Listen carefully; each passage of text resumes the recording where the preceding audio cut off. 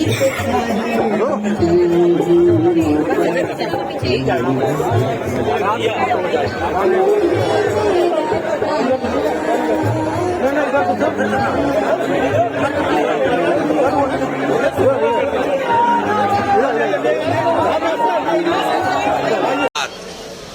Engine की कहती हो, दिल्ली में सरकार उनकी, यूपी में सरकार उनकी, लेकिन पूरे उत्तर प्रदेश में एक जिला अस्पताल नहीं बनाया जिसमें गरीब का इलाज हो जाए।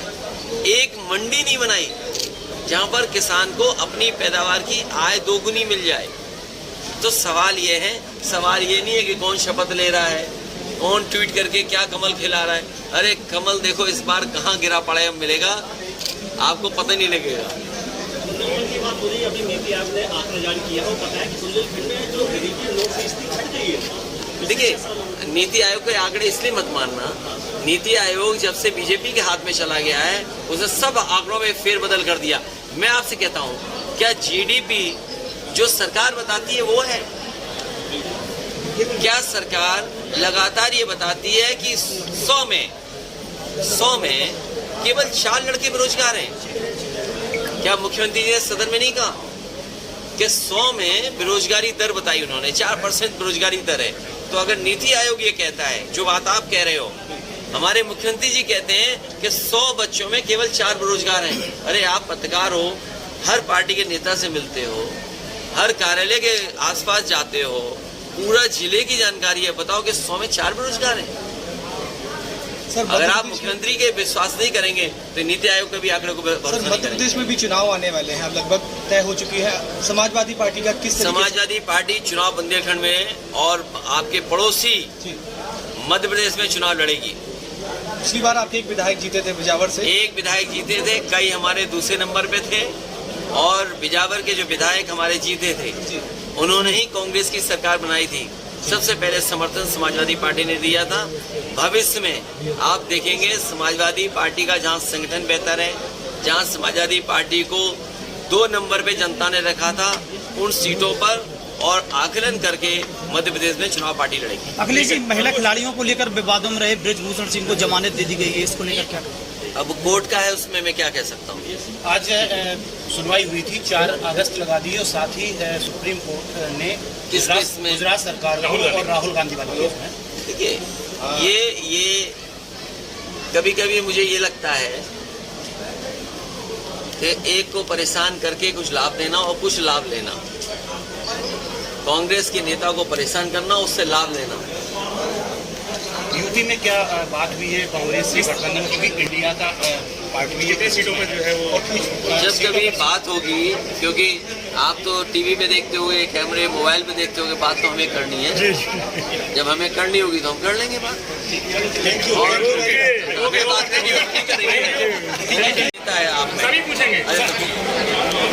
अरे वसीम भाई, देखिए, इंद्रजीत सिंह यादव जी समाजवादी पार्टी के उन नेताओं में गिनती होती थी जिन नेताओं ने समाजवादी पार्टी के गठन में पूरी ईमानदारी से और पूरे निष्ठावान होकर के संघर्ष के साथ साथ जमीन पर कैसे समाजवादी विचारधारा से लोग जुड़े, उस पीढ़ी के लोगों ने समाजवादी पार्टी को खड़ा किया। नेताजी के साथ रह कर के उन्होंने लगातार समाजवादी पार्टी को मजबूत करने का काम किया। इंद्रजीत सिंह यादव जी पूरे जीवन समाजवादी पार्टी और समाजवादी पार्टी से जोड़ने के लिए लोगों को लगातार प्रेरित करते रहे। मुझे याद है जब मैं पिछली बार आपके ज़िले में आया था, उस समय भी इंद्रजीत यादव जी की तबीयत ठीक नहीं थी, मैं उनसे मिल कर के गया था। उन्होंने हमेशा समाजवादियों को और संघर्ष को आशीर्वाद देते रहे। समाजवादी पार्टी का कार्यालय का काम हो, लोगों की मदद हो, सुख दुख में जाना हो। और मुझे तो याद है कि सबसे पहली रथ यात्रा जब मैं लेकर के आया था, आप ही ने यात्रा का कार्यक्रम और किस जगह किस स्थान पर रुकना है, उन तमाम कार्यक्रमों को कराया। आज वो हमारे बीच नहीं है, समाजवादी नेता खोया हम लोगों ने, लेकिन उन्होंने परिवार और उनके तमाम सहयोगी साथी ऐसे हैं जो लगातार समाजवादी पार्टी के साथ और समाजवादी पार्टी को मजबूत बनाते रहे। अखिलेश जी, मणिपुर में जो घटना हुई है, कल प्रधानमंत्री ने कहा बहुत दुखद घटना है, इस पर हम कार्रवाई करेंगे, लेकिन 77 दिन तक उनके शब्द नहीं निकले, तो उस पर आप क्या कहेंगे? देखिए, मणिपुर में जो कुछ हो रहा है या जो कुछ हुआ है, ऐसा संभव नहीं है कि भारतीय जनता पार्टी को, देश के प्रधानमंत्री को, देश के होम मिनिस्टर को न पता हो। सच्चाई तो ये है कि आरएसएस की नफरत की राजनीति, आरएसएस की बांटने की राजनीति और भारतीय जनता पार्टी का लगातार वोट कैसे बढ़े, लड़ाई और झगड़े और नफरत से लोगों में दूरियां हो जाएं, उन्हें वोट कैसे मिले, इस दिशा में लगातार वो प्रयोगशाला की तरह मणिपुर को इस्तेमाल कर रहे थे। और उसका परिणाम ये हुआ, कई लोगों ने जान दे दी, जान खो गई और न जाने कितने लोगों को घर छोड़ना पड़ा, नुकसान हुआ है। और जिस तरह की तस्वीरें आई कि एक महिला को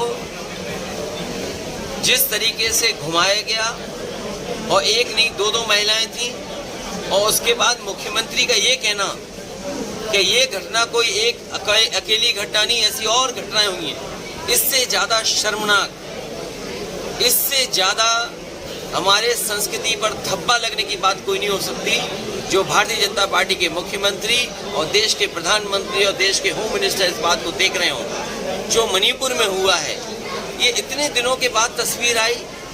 जो संस्थाएं थी, आईबी, वो क्या रिपोर्ट दे रही थी, इनके पास बड़ी बड़ी संस्थाएं हैं जो जानकारी समय समय पर देती हैं, वो संस्थाएं क्या कर रही हैं? जब संस्थाएं पॉलिटिकल लोगों के पीछे लगाएंगे आप, तो वो सच्ची घटनाओं के बारे में क्यों जानकारी देंगे? ये बीजेपी सरकार और बीजेपी के नेता दोषी हैं। वहाँ पर जिन लोगों ने इस तरह की घटना की है, कार्रवाई हो। और आपके माध्यम से यही अपील होगी मणिपुर की जनता से कि झगड़ा, हिंसा, एक दूसरे के खिलाफ नफरत फैलाने से कोई रास्ता नहीं निकलेगा। मिल बैठ करके और जो समस्याओं का समाधान कर सके, वैसे वहाँ के लोगों को समस्या का समाधान के लिए सोचना चाहिए। संसद में आज राजनाथ सिंह ने कहा है कि हम चर्चा के लिए तैयार हैं संसद में इस मुद्दे पर। चर्चा के लिए तो तैयार होना ही पड़ेगा। लोकतंत्र में आप किसकी जबान दबाओगे? आप कितने कैमरे बंद करोगे? कितनी सूचनाएं रोकेंगे?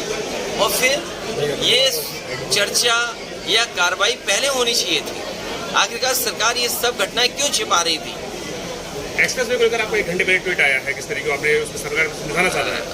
मैं जानबूझ करके इस रास्ते से आया, हालांकि दूरी ज़्यादा थी, लेकिन मैं ये मानता था कि दूरी चाहे ज़्यादा हो, लेकिन सड़कें ऐसी बनी हैं कि मैं कम समय में या उतने ही समय में पहुंच जाऊंगा। लेकिन जैसे ही बुंदेलखंड एक्सप्रेस वे पे चढ़े हैं, वो महसूस होता है कि सड़क में बड़े पैमाने पर जो गुणवत्ता थी, जो मानक थे, उससे सड़क नहीं बनी है। जिस सड़क का उद्घाटन प्रधानमंत्री जी ने किया हो, उस सड़क पर काम अभी भी चल रहा हो, और ऐसा लगता है कि उस पर हर जगह जानबूझ करके गड्ढे बनाए गए हैं या उसकी राइडिंग क्वालिटी खराब की गई है। ये सीधा सीधा भ्रष्टाचार की तरफ इशारा करती है। Akhilesh ji, NDA versus India की बात आती है तो बीजेपी कहती है कि इंडिया के पास चेहरा नहीं है, कोई लीडर नहीं है, इस पर आप क्या कहेंगे? बीजेपी का चेहरा बुंदेलखंड देख करके समझ जाओगे। चेहरे की जरूरत है कि आपको काम की जरूरत है जी। अगर आपको महिला प्रधानमंत्री चाहिए तो हम पे महिला प्रधानमंत्री है, उसका भी चेहरा है हमारे पास। कम उम्र का चाहिए तो वो भी हमारे पास है। बुजुर्ग चाहिए वो भी हमारे पास है। तो हमारे पास तो बहुत चेहरे हैं, और एक चेहरा तो आपने देख लिया, यही उद्घाटन हुआ। और वो उद्घाटन के बाद एक्सप्रेसवे का क्या हुआ? ये वही बुंदेलखंड है जो उम्मीद लगा के बैठा है कि यहाँ के नौजवानों को रोजगार और नौकरी मिलेगी। यहाँ के नौजवान, यहाँ का एक एक युवा इस बात का आकलन करेगा कि दिल्ली की 10 साल की सरकार और उत्तर प्रदेश की जब चुनाव होंगे तो 7 साल की सरकार ने उन्हें कितनी रोजगार, कितना काम दिया है और नौकरी कितनी मिली। जो काम बुंदेलखंड में शुरू हुए थे वो सब ठप पड़े हैं। यहीं आपके बुंदेलखंड के बगल में एरच डैम बन रहा था, क्या एरच डैम का काम नहीं रुक गया? यही सड़कें 4 लेन बनी है। अपनी सड़क बनाने के लिए खजूर लगा दिए, क्या खजूर से जानवर भाग जाएंगे? कौन सी सड़क जालौन की बची है जिसमें जानवर न दिखाई देते हो? आपने खजूर लगा दिए, क्या खजूर से जानवर भाग जाएंगे? और फिर किसान को यही तो भरोसा दिलाया गया था कि उसकी आय दोगुनी होगी। क्या बुंदेलखंड के किसान यहाँ की पैदावार का 2 गुना या ज़्यादा उनको मुआवजा या पैदावार की कीमत मिल रही है क्या? जो मंडियां बनाई वो तक तो ठीक चला नहीं पा रहे। अखिलेश जी, आपका इसलिए ये जो कह रहे हैं कि इंडिया से घबरा गए, इंडिया से इसलिए भी घबरा गए क्योंकि इसमें डेमोक्रेटिक बात है, डेवलपमेंट की बात है, इंक्लूसिव की बात है। और जब इंक्लूसिव की बात होगी तो समाजवाद की बात होगी। अगर इंक्लूसिव को देखोगे तो वही जो समाजवाद चाहता है वही इंक्लूसिव ग्रोथ है। और आपको याद रखना चाहिए ये घबराने वाले लोगों को, एक बार तो विधानसभा में न जाने कितने लोगों को जगा करके इन्होंने विधानसभा चलाई थी, उसमें याद है इंक्लूसिवनेस की बात हुई थी। तो आज कहाँ है हम? कहाँ भेदभाव खत्म हो गया? कहाँ जो हमारे आपके बीच में आर्थिक भेदभाव है कहाँ खत्म हो गया? जातियों का भेदभाव कहाँ खत्म हो गया? तो अगर हम इंक्लूसिवनेस की बात कर रहे हैं तो हम सबको साथ लेकर के चलने की बात कर रहे हैं। आपका एक सहयोगी है आरएलडी, चर्चाएं आ रही हैं जयंत चौधरी की कि वो एनडीए में शामिल हो। देखो ये पत्रकार भाइयों, ये चंडू खाने की गप मत चलाया करो। नहीं, ये चंडू खाने की गप मत चलाया करो। आप तो लगता है कैमरा भी अच्छा है, मोबाइल भी अच्छा है आप पर, लेकिन चंडू खाने की गप क्यों चला रहे हो? तो ओमकाश राजभर और दारा सिंह को मंत्री बनाने की बात कर रहे हैं, क्या कहेंगे इसके लिए? देखो जिसको स्वार्थ में सिद्धांत से क्या लेना देना। और मैं आपसे बहुत समझदारी की बात कह रहा हूँ, ये चाहते हैं कि इन्हीं लोगों से भैंस छिड़ी रहे, इसीलिए आप लोग भी उनके इंटरव्यू लेते हो। सवाल ये नहीं है, सवाल ये है कि जाति जनगणना होगी कि नहीं होगी, सामाजिक न्याय में जो भेदभाव हुआ है क्या उस पर चर्चा होगी, क्या उसमें समाधान ढूंढेंगे कि नहीं ढूंढे। ये केवल इंडिया से नहीं घबराए हुए हैं, ये समाजवादियों के नारा जो पीडीए उससे भी घबराए हुए हैं। हम किसी के खिलाफ नहीं है, लेकिन पीडीए के हक के लिए हमें लड़ना पड़ेगा। क्या जनेश्वर मिश्र जी पीडीए के हक के लिए नहीं लड़ रहे थे? क्या मोहन सिंह जी पीडीए के हक के लिए नहीं लड़े? क्या ब्रजेश तिवारी जी नहीं लड़े? इसलिए भारतीय जनता पार्टी घबराई हुई है। एक तरफ एनडीए है तो इंडिया है, और इंडिया के साथ साथ पीडीए है, तो सोचो कैसे घबराए हुए हैं। सीमा हैदर का आना किसको बहुत फेलियर लगता है? ये देखिए इन सवालों पे नहीं, ये बुंदेलखंड में अन्ना जानवर से बचाओ। कौन कहाँ से आ रहा है इसकी चिंता मत करो। बुंदेलखंड में सड़कों पे अन्ना जानवर घूम रहे हैं, उससे तो बचाओ। केशव मौर्य ने ट्वीट किया है कि 2024 में कमल खिलेगा। देखिए मैं जानता हूँ आप लोहा लोहे से कटता है, पिछड़ा पिछड़े की बात करता है। अरे मैं ये कहता हूँ आप सब लोग समझदार लोग हैं। कल मुख्यमंत्री जी ने वेदांता हॉस्पिटल में एक मशीन का उद्घाटन किया।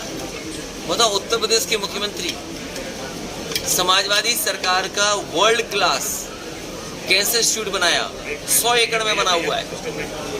उस 100 एकड़ के कैंसर इंस्टीट्यूट में वो मशीन नहीं सरकार खरीद पाई। आपका जालौन का मेडिकल कॉलेज है, क्या जो मशीन का उद्घाटन मुख्यमंत्री जी लखनऊ में कर रहे थे, क्या आपके जालौन के मेडिकल कॉलेज में नहीं होनी चाहिए?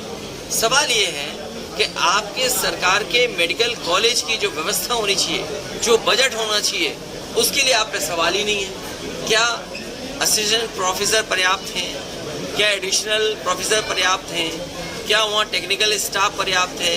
क्या इस सरकार ने वो बजट दिया जिससे बच्चों की अच्छी पढ़ाई हो सके, भविष्य में वो अच्छे डॉक्टर बन सके? क्या इसके लिए बजट दिया सरकार ने? और मैं तो आपसे कह के जा रहा हूँ, एक जिला अस्पताल बताओ मुझे, एक जिला अस्पताल जहाँ गरीब का इलाज हो रहा हो।